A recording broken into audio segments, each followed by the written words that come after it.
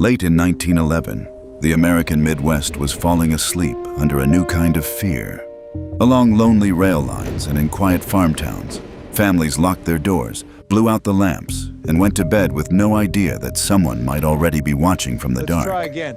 Then, days later, neighbors would notice the silence. No smoke from the stove, no chores done. And inside those houses, they found scenes so brutal that whole towns would never forget them.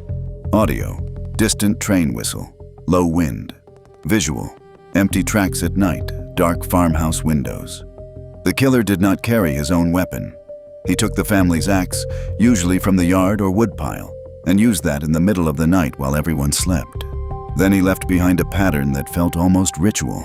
He covered the windows with sheets. He pulled down the blinds. He jammed the doors shut. He covered the faces of the dead. In some cases, he even stayed long enough to wash his hands and wipe the axe clean before slipping back into the dark. Audio, floorboard creak, running water.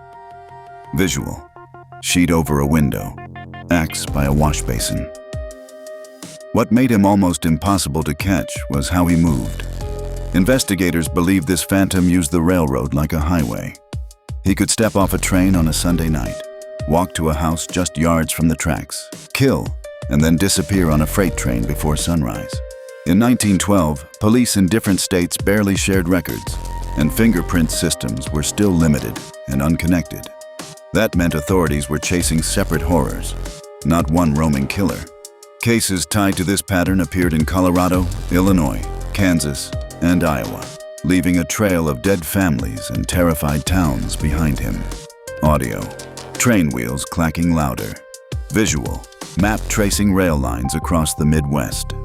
His most famous attack was the 1912 Villisca axe murders, yet the man called Billy the Axeman was never identified. He appeared, killed, and vanished. So the next time you hear a train whistle in the distance at night, remember the killer who rode the rails and got away. Thank you for watching Epochal. Follow if you enjoyed.